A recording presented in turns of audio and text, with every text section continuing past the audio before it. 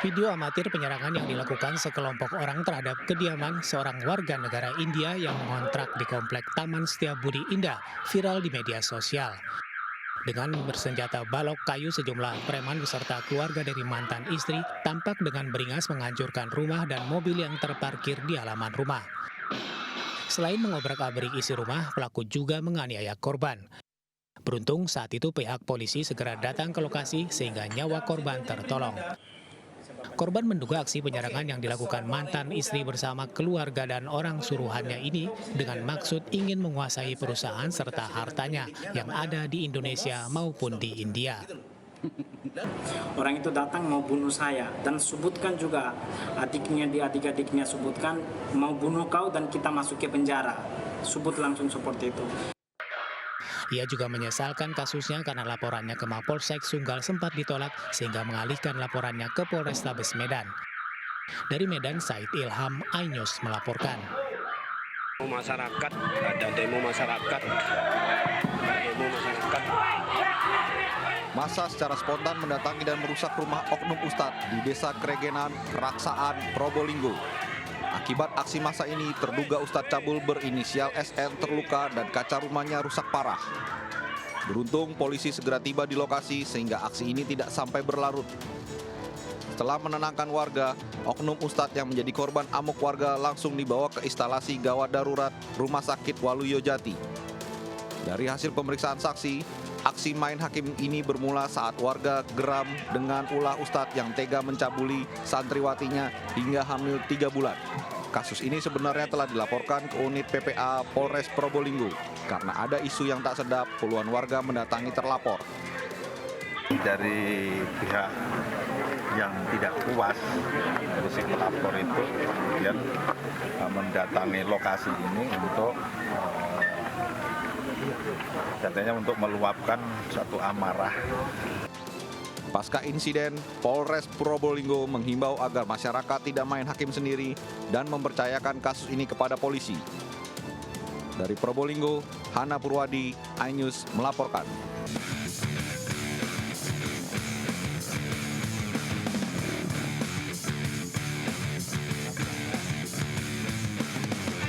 Masuk akhir pekan, ini waktunya untuk berlibur dan mencoba sesuatu yang menarik. Nah, untuk Anda penyuka wisata adrenalin, berpetualang naik ATV di perbukitan hutan Wonco, Kota Bau-Bau, Sulawesi Tenggara bisa jadi pilihan. Indahnya padang savana Lagemuru di tengah hutan Barangka, Kabupaten Buton, jadi pemandangan menarik saat asik melibas jalur. Lokasi ini merupakan salah satu rute favorit komunitas Bau-Bau ATV Club. Selain faktor keindahan, variasi lintasan mulai dari ruas jalan yang kecil dan licin, hingga tikungan dan tanjakan yang tajam menjadi pembeda dengan rute lainnya. Di sini serunya kita melewati perkebunan, baik itu hutan dan juga hutan pohon rotan. Setelah itu baru kita bisa dapat padang savana ini. Itu satu-satunya jalur yang bisa masuk ke padang savana ini. Untuk diketahui, all-terrain vehicle atau ATV adalah kendaraan bermotor dengan penggerak 4 roda yang bisa dikendarai sendiri maupun berboncengan. Oleh karena ini, rute dengan tingkat kesulitan tertentu jadi pilihan menarik untuk menjelajahi kawasan hutan kota. Dari Kota Bau-Bau, Sulawesi Tenggara, Andi Eba melaporkan.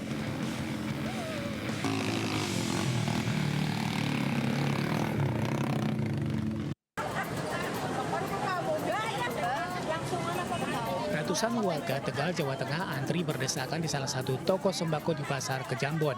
Warga kini beralih untuk membeli beras murah yang dikeluarkan dari cadangan beras Bulog.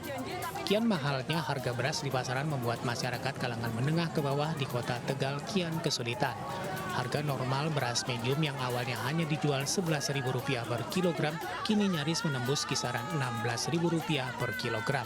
Sementara beras premium berada di kisaran Rp17.000 hingga Rp18.000 per kilogram. Sejumlah warga mengaku tidak mampu untuk membeli beras jenis medium dan premium di pasaran yang harganya semakin tak terjangkau. Kita itu warga kecil, bukan di atasan.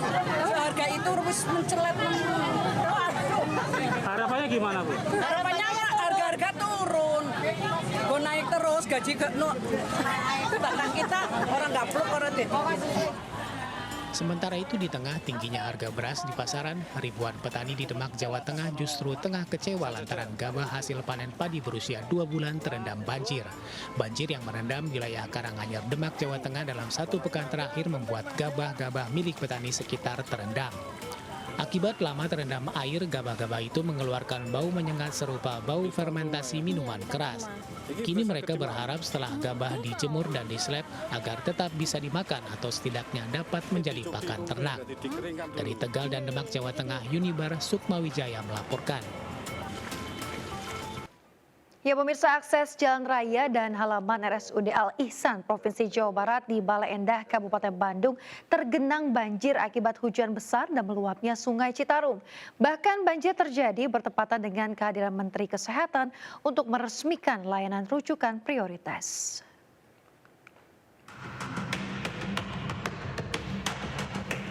Pergerakan pasien, pengunjung, dan ambulan yang akan membawa pasien ke ruang IGD terhadang banjir.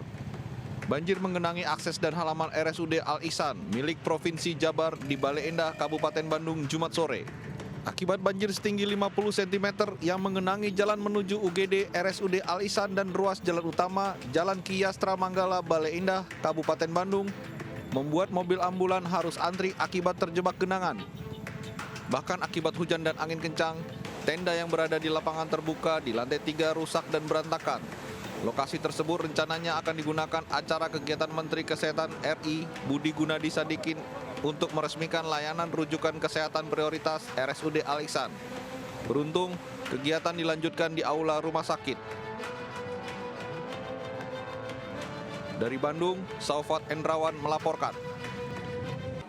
Pemirsa, kapal pembawa logistik pemilu berupa 50 unit kotak suara terdampar usai dihantam badai di perairan Siberut Tengah, Kabupaten Kepulauan Mentawai, Sumatera Barat. Sementara di Pandeglang, Banten, pemirsa, 2 keluarga miskin diusir dari rumahnya karena dianggap tidak mencoblos caleg yang dijagokan pemilik tanah.